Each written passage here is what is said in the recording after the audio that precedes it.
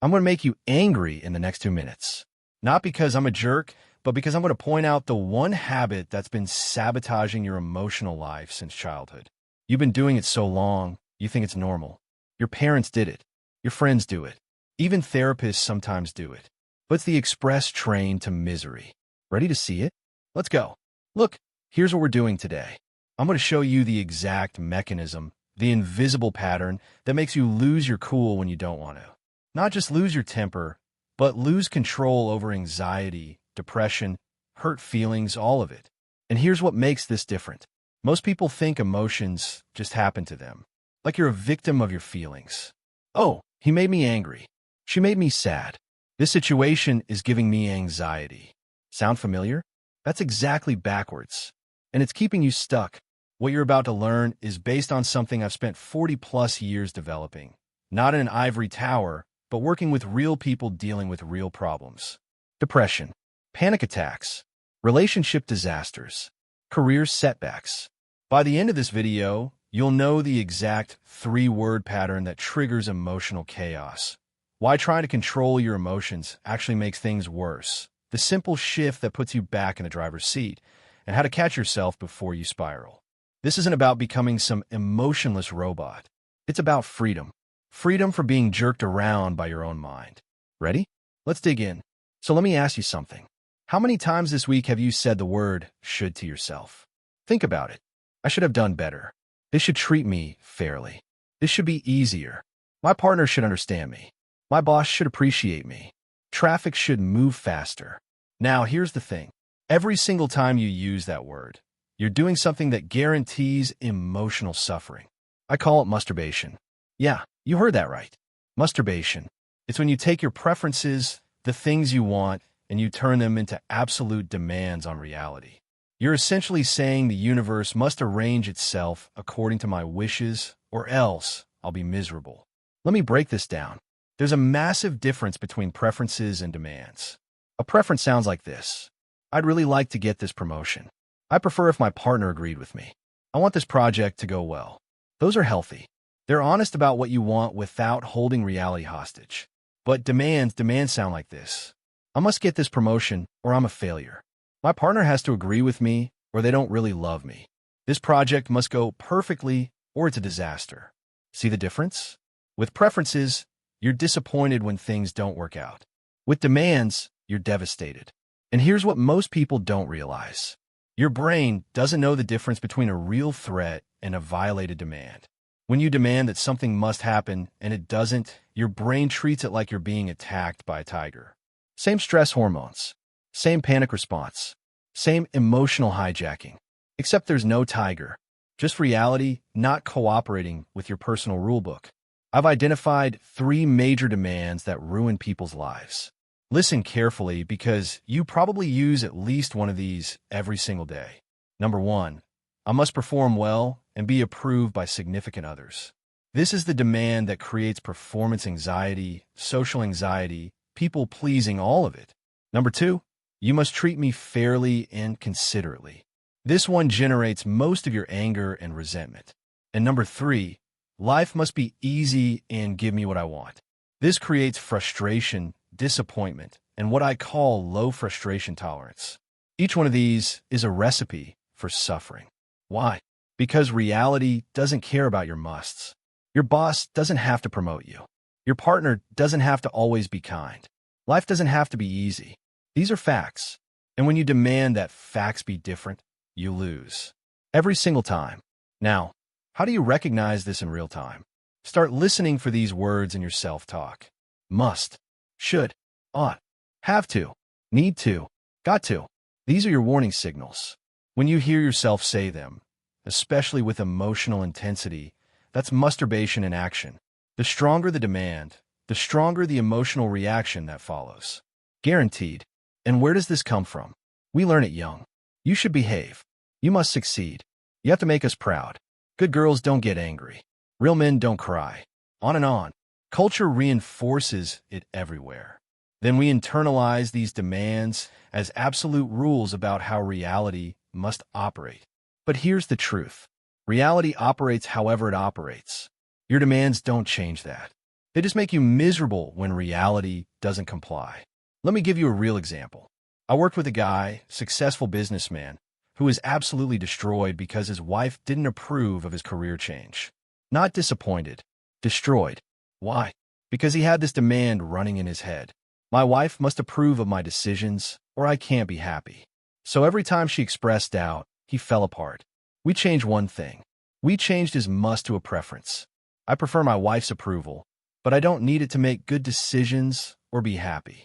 Same situation, different belief, completely different emotional outcome. He went from devastated to mildly annoyed. That's the power of dropping demands. Think of it like this. Imagine a king who demands that all his subjects obey him perfectly at all times. When they don't, he's enraged, miserable, constantly disappointed. Now imagine a different king who prefers obedience, but accepts that people will sometimes disobey. Which king sleeps better at night? Which one enjoys his life? Same job, different philosophy. One's a tyrant to himself. The other's got some peace. Now, you might be thinking, wait, Al, are you saying I should just accept everything? Should I have no standards? Absolutely not. Let me show you the difference between healthy standards and emotional self-sabotage. Because this is where people get confused. Here's the thing. It's not what happens to you that creates your emotions. It's not. And this is probably the most important thing I'm going to tell you today. Events don't cause your feelings. Your beliefs about those events cause your feelings. I call this the ABC model, and it's your roadmap out of emotional chaos. Let me explain. A stands for activating event. This is what happens. Something external. Your boss criticizes you. Your partner forgets your birthday. You get stuck in traffic. Whatever. That's A. Now, most people think it directly causes C, which is the consequence.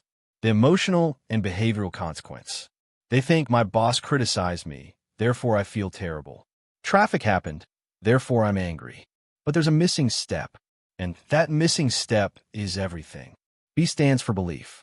It's your interpretation of the event. It's the meaning you assign to what happened. It's the demand or preference you hold about it. And here's the critical insight. B causes C, not A. Your belief about the event causes your emotion, not the event itself. Let me prove it to you. Let's say someone spills coffee on you. That's the activating event. Now, you could have belief number one. They should watch where they're going. This is awful. I can't stand this. What's the consequence? Rage. Your morning is ruined. You're fuming for hours. Or you could have belief number two about the exact same event. That's annoying, but accidents happen. I prefer it didn't happen, but oh well. What's the consequence now? Brief irritation. You clean it up and move on in 5 minutes. Same event, different belief, completely different emotional outcome. This is liberation. If A caused C, you be helpless. You can't control what happens to you. Your boss is going to criticize you sometimes. People will cut you off in traffic. Your partner will disappoint you. If these events directly cause your emotions, you'd be at the mercy of the world. But they don't. Your beliefs cause your emotions. And you can examine your beliefs. You can challenge them. You can change them. Let me give you another example. Two people invest in the stock market. Same crash happens. Same financial loss. One guy is suicidal.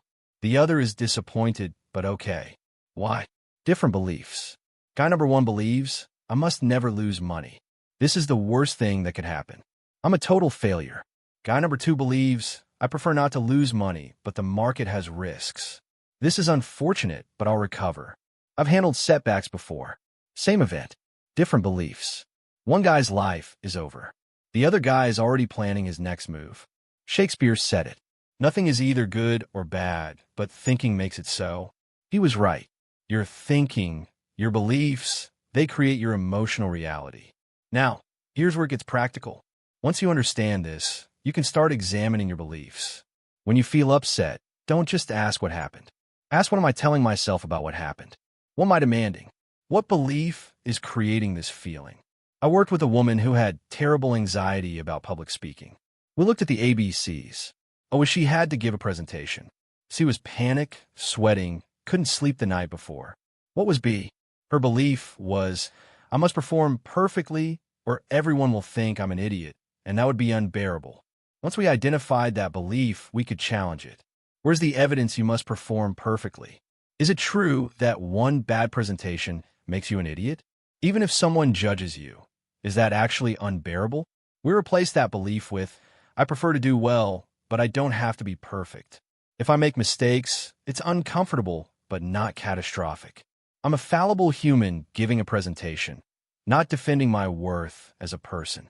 Her anxiety dropped by 70%. Same presentation, different belief, different emotion. So here's your evidence test for beliefs. Ask yourself, where's the proof that this must be true? Is the universe required to arrange itself for my comfort? And then reframe it as a preference. I strongly prefer this outcome, but I don't need it to survive or be happy. This simple shift from demand to preference, it changes everything. Now, let me show you something even more sneaky. It's not enough to just demand things. Oh no, we take it further. We take a bad event, and we make it catastrophic through our thinking. I call this awfulizing, and it's the emotion amplifier that turns disappointment into devastation. Here's how it works. Something bad happens. You don't get the job. Your relationship ends. You make a mistake at work. These are legitimately negative events.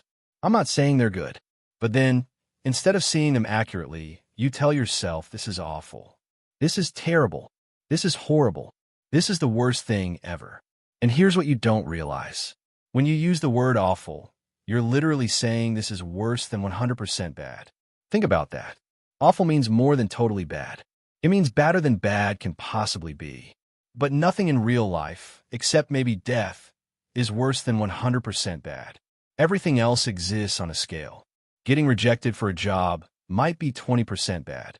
Disappointing, sure. Inconvenient, absolutely. But is it 95% bad? Is it the end of your life? No. Breaking up with someone might be 50 or 60% bad. It's painful. It hurts. You're sad. But is it 150% bad, like your brain is telling you? No. When you awfulize, you take reality and you blow it up like a balloon until it's 10 times its actual size. And your emotions respond to the inflated version, not the real version. Let me give you the formula. Demand plus awfulizing equals emotional explosion. I must get this job plus it's awful that I didn't equals devastation, depression, maybe weeks of suffering. Remove either element, and you dramatically reduce the suffering. I prefer to get this job, plus it's disappointing that I didn't equal sadness for a day or two, then moving forward. Here's what I tell my clients. Rate the badness accurately. Use percentages. You got fired? Okay, how bad is that really? Maybe it's 60% bad. You're stressed about money. You gotta find new work. That's legitimately difficult. But it's not 120% bad. Your life isn't over. You're not dead. You'll find another job. Be honest about the difficulty without exaggerating it into catastrophe. I had a client once who thought being single at 35 was the end of the world. She'd say, "It's awful that I'm not married yet. I can't stand it. Everyone else is married. I'm going to die alone. This is terrible." We went through the percentages. Is being single at 35 100% bad? No. Is it what you prefer? No. Is it maybe 30% bad? Meaning it's not your ideal situation, but you're still healthy, employed, have friends, can date, have time to pursue interests? Yeah, probably 30%. Her whole emotional state changed when she stopped awfulizing. She went from depressed to mildly disappointed. And guess what? When she stopped being desperate and miserable, she became more attractive to potential partners. Funny how that works. Let me contrast this with actual awful situations. People in war zones, people with terminal illnesses, people who've lost children. Those are approaching 100% bad. Those are genuinely terrible situations. You being stuck in traffic? Not awful. Your coworker being annoying? Not terrible. Your phone breaking? Not the worst thing ever. These are inconveniences, disappointments, first world problems. And I'm not saying don't feel anything about them. Feel appropriately. Be annoyed. Be disappointed. But don't catastrophize them into tragedies. Language matters here. Pay attention to the words you use. When you catch yourself saying, "This is awful," stop and replace it. Say, "This is inconvenient. This is disappointing. This is frustrating." When you say, "I can't stand this," stop. Tell the truth. Say, I don't like this, but I can stand it. In fact, I'm standing it right now. Proof? I'm still here. When you say, this is terrible, replace it with, this is unfortunate but manageable. These aren't just word games. Words shape thoughts. Thoughts create emotions. Change the words, change the thoughts, change the emotions. Think of it like a mountain versus a molehill. Catastrophizing takes a molehill and turns it into Mount Everest in your mind. Then you've got to climb Mount Everest emotionally when all you really had was a small bump. Accurate thinking keeps molehills as molehills. Still there, still annoying, but totally manageable. Now, catastrophizing makes things seem worse than they are. But there's another sneaky pattern that attacks you directly. It's what I call global rating. And it works hand in hand with something I mentioned earlier, low frustration tolerance. These two together, absolutely poisonous to your emotional control. Let's start with low frustration tolerance. This is the lie that you can't handle difficulty. You hear it in phrases like, I can't stand this. This is unbearable. I can't take it anymore. I can't deal with this. Now, let me ask you something. If you truly couldn't stand something, what would happen? You'd die or go completely insane, right? But here you are, still standing it, still functioning, still reading this or watching this or listening to this. Proof that you can stand it. What you really mean when you say, I can't stand this is I don't like this and I wish it would stop. That's honest. That's accurate. But your brain hears can't stand it and responds with emergency protocols. It treats discomfort like danger. And that's when you lose emotional control. I work with a guy who said he couldn't stand his commute. 45 minutes in traffic every day. And he was miserable. Road rage. High blood pressure. Ruined his evenings before he even got home. I asked him, are you standing it? He looked confused. I said, you've been doing this commute for 3 years. You're still alive. You haven't crashed your car in frustration. You get home every night. So clearly you can stand it. What you mean is you don't like it. Huge difference. Once he got that distinction, we could work with it. We changed I can't stand this traffic to I really don't like this traffic, but I can handle it. Then we looked for ways to make it less annoying. Audiobooks, podcasts, leaving earlier to avoid the worst of it. But the key shift was recognizing he could tolerate what he didn't like. His frustration dropped. His blood pressure dropped. His wife was happier because he stopped coming home angry every night. Low frustration tolerance keeps you stuck because it says, this is unbearable, so I have to avoid it or escape it or make it stop immediately. But most things in life that are difficult aren't unbearable. They're just difficult. There's a difference. And when you accept that you can handle difficulty, you stop having emotional meltdowns over it. Now let's talk about global rating. This is where you take one action, one quality, one mistake, and you use it to rate your entire self-worth. You fail at something and you say, I'm a failure. You act badly and you say, I'm a bad person. You make a mistake and you say, I'm worthless. This is completely irrational, and it's probably the most damaging thing you can do to yourself emotionally. Here's why it's irrational. You're too complex to be rated globally. You're a human being who does thousands of actions every week. Some are good, some are bad, some are neutral. You have hundreds of qualities. Some are strengths, some are weaknesses. You have changing moods, thoughts, behaviors. You're not one thing. You're a process, a constantly changing, incredibly complex process. So when you fail at one task and call yourself a failure, you're taking one data point out of millions and using it to define everything. That's like judging an entire book by one word on one page. It makes no sense, but we do it constantly, and it creates massive emotional suffering. Think about it. If you believe I'm a failure, what happens? Depression, hopelessness. Why try if I'm fundamentally flawed? But if you believe I failed at this specific task, what happens? Disappointment, sure, but also curiosity. What went wrong? What can I learn? How can I do better next time? The second belief is useful. The first one is paralyzing. Global rating creates massive stakes for every single action. If every mistake means I'm worthless, then every day is a referendum on my value as a human being. That's exhausting. That's terrifying. And that's why people with global rating tendencies have such volatile emotions. One criticism and they're destroyed. One success and they're on top of the world. Then one setback and they crash again. It's a roller coaster, and it's completely unnecessary. Here's the alternative. It's called unconditional self-acceptance. And it sounds like this. I'm a fallible human being who does good things and bad things. My worth as a person isn't on trial. I don't have to earn the right to exist or be happy. I can rate my behaviors because that's useful. That was a good choice. That was a bad choice. That helps me learn and grow. But I don't rate my essence. I don't rate my core value as a person. That's fixed. I'm worthy because I'm alive and human. Period. This isn't about self-esteem. Self-esteem is conditional. It goes up and down based on achievement and approval. Unconditional self-acceptance is stable. It says, even when I screw up, even when I fail, even when people disapprove of me, I'm still a worthwhile person. I just did something I don't like. I can change the behavior without condemning myself. Let me give you an example. I had a client, a college student, who got a bad grade on one exam. Just one, and she spiraled into depression. Why? Because she believed I'm stupid. I'm a failure. I'll never succeed. I should just drop out.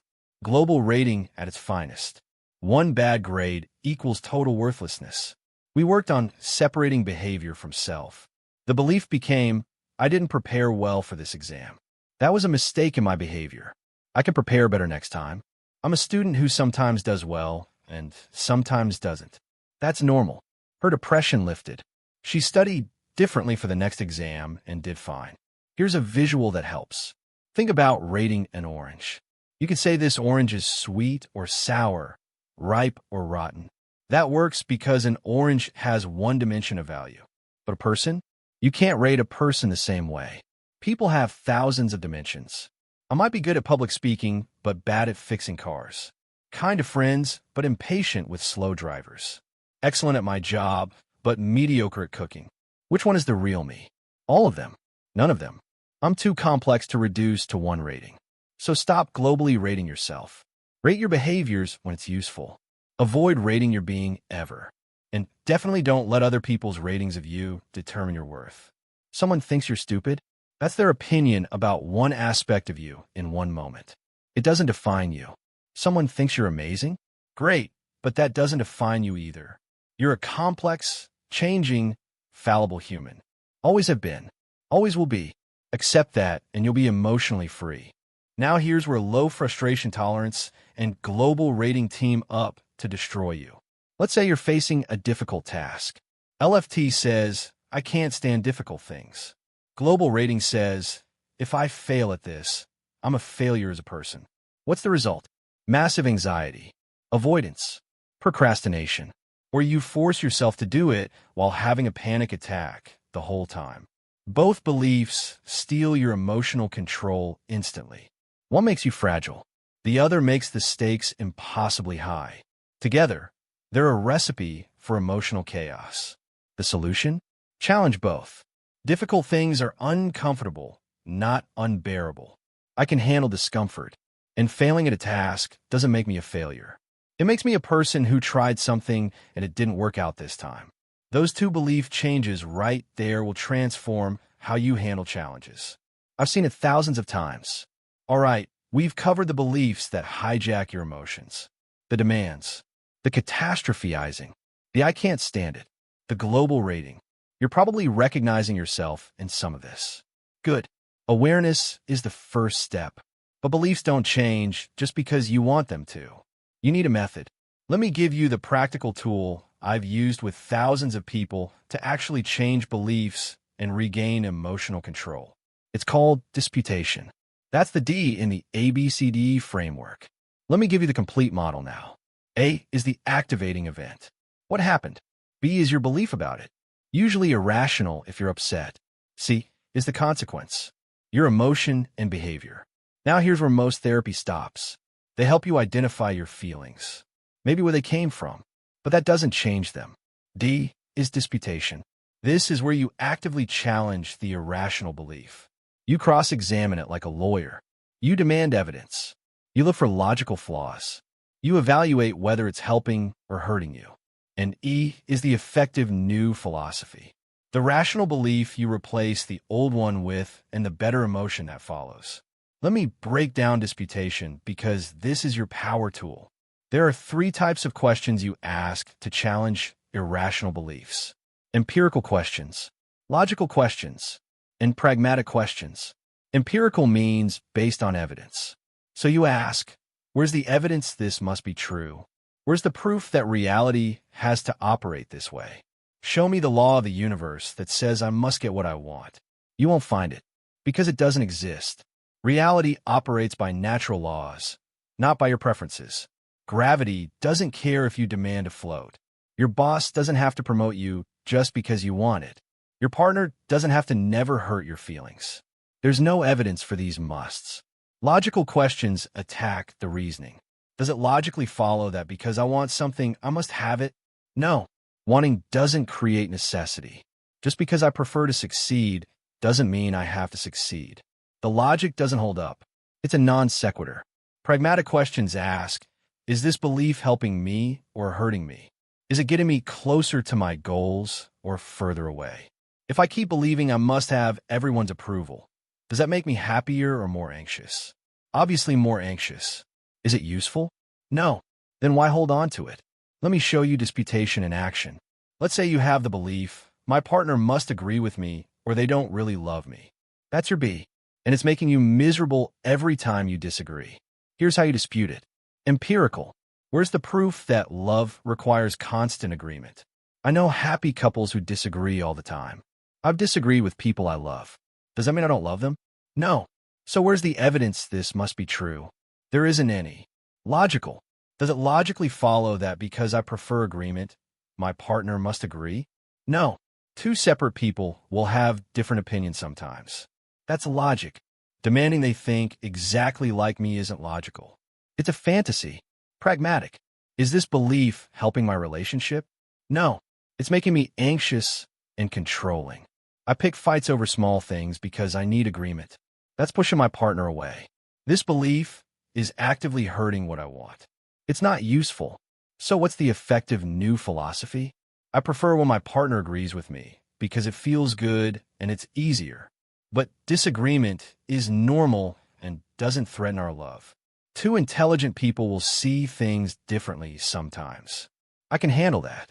In fact, differences can be interesting and help me see things I missed. This new belief creates curiosity instead of panic, connection instead of conflict. See how that works? You take the irrational belief and you demolish it with questions. Then you build a rational belief in its place. But here's the critical part. You have to do this vigorously and repeatedly. Irrational beliefs are habits. They're grooved into your brain from years of practice. You can't just dispute once and expect them to disappear. You need sustained, forceful challenging. I recommend doing this in writing. Get a piece of paper. Write the activating event. Write the irrational belief. Write how it makes you feel. Then write out the disputation.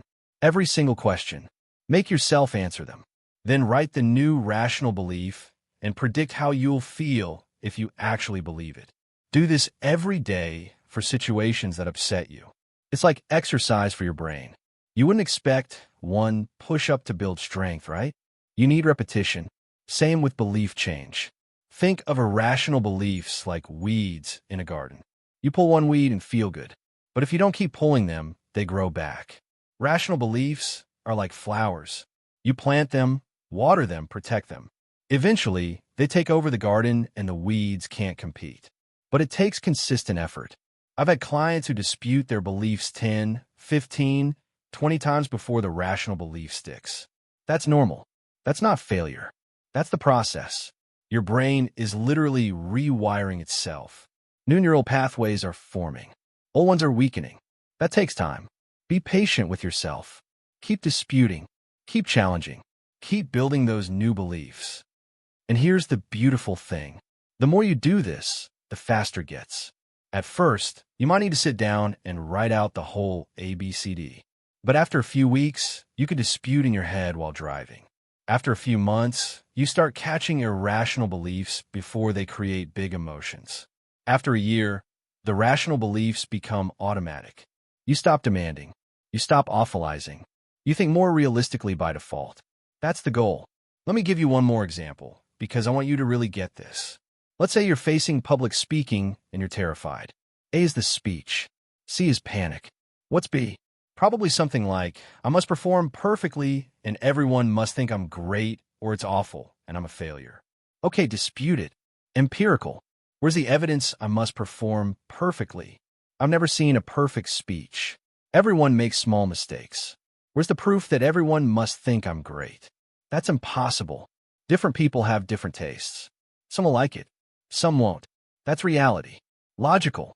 Does it follow that because I want to do well, I have to be perfect? No. I can do well and still make mistakes. Does one speech define my worth? No. I'm a complex person who does many things. Pragmatic. Is demanding perfection helping me? No. It's making me so anxious I can't think straight. It's making me avoid speeches which hurts my career. It's making me miserable for days before. This belief is destroying me. New belief. I prefer to do well on this speech, and I'll prepare as best I can. But I don't have to be perfect. If I make mistakes, that's human and okay. Some people will like it, some won't, and that doesn't determine my worth. I'm giving a speech, not defending my existence. This is uncomfortable, but I can handle discomfort. Let's see what happens. Feel the difference? The second belief creates nervous energy, maybe, but not panic. It creates motivation to prepare, not paralysis. It lets you actually focus on the content instead of your catastrophic predictions. And ironically, you'll probably give a better speech because you're not suffocating under unrealistic demands. Now, I know what some of you are thinking. Al, this sounds like a lot of work. You're right. It is. But let me show you why it's worth it and what happens when you actually do this. Because the freedom on the other side is real. I've lived it. I've seen thousands of people live it. And I want you to understand what emotional control actually looks like. Here's the paradox. The more you try to directly control your emotions, the less control you have. You can't just force yourself to stop feeling anxious. You can't command yourself to be happy. Emotions don't work that way. It's like trying to fall asleep by commanding yourself to sleep. The harder you try, the more awake you stay. But when you control your beliefs about events, you gain genuine emotional control. Not suppression, not faking it. Real, sustainable emotional freedom. Because emotions follow beliefs like night follows day. Change the belief, the emotion changes automatically. So what actually changes when you do this work? Bad things still happen. I'm not promising you a life without problems. Your boss might still be difficult. Your partner might still disappoint you sometimes. You'll still face setbacks and frustrations and losses. That's life. But you stop catastrophizing them. You stop turning molehills into mountains. A problem is just a problem, not the end of the world. You still get disappointed, but you don't get devastated. There's a huge difference. Disappointment is, I wanted this and didn't get it. That's uncomfortable, but manageable. Devastation is, I didn't get what I absolutely must have and now my life is ruined and I'm worthless. See? One is proportional to reality. The other is way overblown. You still feel anger, but not rage. Anger is, I don't like how you treated me. I'm going to address this. That's healthy. It motivates appropriate action. Rage is, you absolutely should not have done that. You're a terrible person. I can't stand this. Everything is ruined. That's irrational and destructive. You still feel concern, but not anxiety. Concern is, this matters to me, and I should prepare and handle it well. That's motivating. Anxiety is, this must go perfectly, or it's awful and I can't handle it, and I'm going to fail. That's paralyzing. The intensity changes. Instead of emotions at 9 out of 10 or 10 out of 10, where you can't function, you're at 3 out of 10 or 4 out of 10. You feel things, but they're proportional. They're appropriate, and you recover so much faster. Something goes wrong, and you're annoyed for an hour instead of ruined for a week. Real-world benefits? In relationships, you stop fighting over shoulds. You stop demanding your partner be exactly who you want them to be. You accept them as they are, flaws and all, and work with reality instead of against it. Disagreements become discussions instead of disasters. At work, setbacks don't destroy you. You lose a client or miss a goal, and you problem solve instead of spiral into depression. You stay focused on solutions because you're not drowning in awfulizing. With your self-image, you stop rating yourself globally. You see mistakes as information, not evidence of unworthiness. You take risks because failure doesn't threaten your core value. You grow because you're not fragile. In daily life, traffic becomes a minor annoyance, not a rage trigger. Long lines are boring, not unbearable. Delays are inconvenient, not catastrophes. You have so much more mental and emotional energy because you're not constantly fighting reality. And here's the timeline. I want to be honest with you. This isn't a quick fix. It's a skill. In the first week of practicing disputation, you'll mainly notice your demands and your awfulizing. You'll become aware of how often you do it. That's progress. Awareness comes first. In the first month, you'll start catching yourself mid-spiral. You'll be getting upset and suddenly recognize, oh, I'm demanding right now. I'm catastrophizing. You'll still get upset, but you'll recover faster because you could dispute the belief and calm down. In the first few months, you'll dispute more easily and more often. The rational beliefs will start to feel more natural. You'll have moments where you handle something calmly that would have destroyed you before. Those moments are gold. Within a year of consistent practice, the new beliefs become more automatic. You'll still have setbacks, but your baseline emotional state is so much more stable. You'll look back at how you used to react to things and be amazed at the difference. The payoff is genuine emotional resilience, not the fake kind where you pretend everything's fine. The real kind where you can handle difficulty because you're not making it worse with irrational beliefs. You become anti-fragile. Challenges don't break you. They inform you. I've seen this transformation countless times. The woman with panic attacks who learned to dispute her catastrophizing and went from housebound to traveling the world.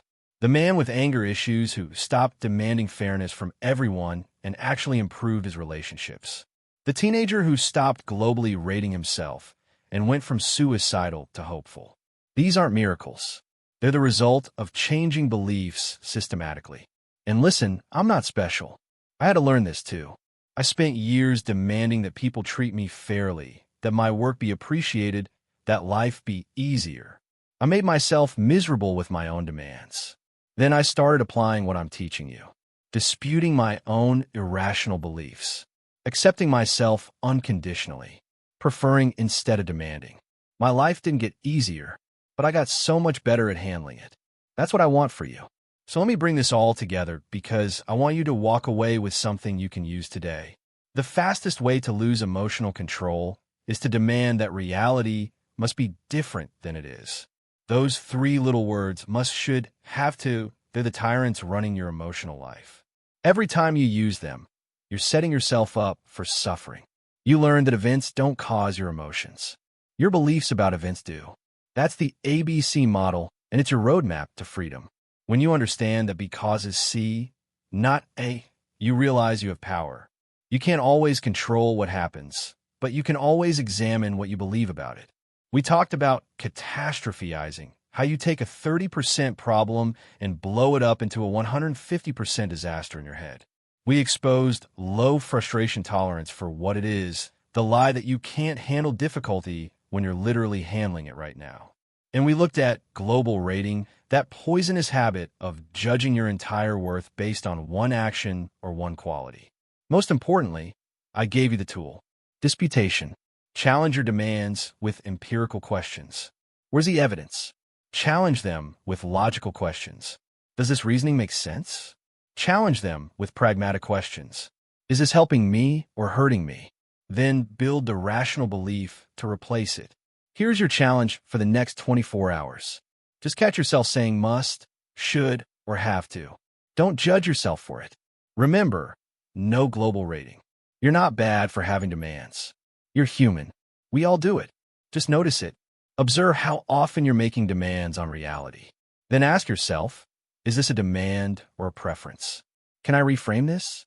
Instead of, traffic must move faster, try, I prefer faster traffic, but I can handle this. Instead of, my partner should understand me, try, I'd like understanding, but we're different people and that's okay. Instead of, I must succeed at this, try, I prefer to succeed and I'll do my best, but I'm not less valuable if I don't. That's it. That's where transformation starts. You're not broken. You're not stuck. You're not fundamentally flawed. You're just using beliefs that don't serve you. And now you know how to change them. You have the awareness. You have the model. You have the tool. Now it's about practice. Consistent, vigorous, patient practice. And remember, emotional control isn't about becoming some calm, detached robot. It's about feeling appropriately. It's about experiencing life fully without being destroyed by it. It's about the freedom to handle whatever comes without losing yourself in the process. Now, if you're thinking, okay, Al, I get the beliefs part, but what about when someone really does treat me badly? What about legitimate anger? What about when I have every right to be upset? Great question, because there's a massive difference between healthy anger that motivates you and unhealthy rage that destroys you. And most people can't tell them apart. I break down exactly how to handle genuine mistreatment without losing your mind in my next video. It's called The Right Way to Be Angry. And in it, I show you when anger is rational and useful versus when it's irrational and destructive. You'll learn how to stand up for yourself without demanding the world be fair, how to set boundaries without catastrophizing, and how to process justified upset without it turning into a grudge that poisons your life. This distinction will save your relationships and your sanity. Click that video now. It's the perfect next step after what we covered today. I'll see you there.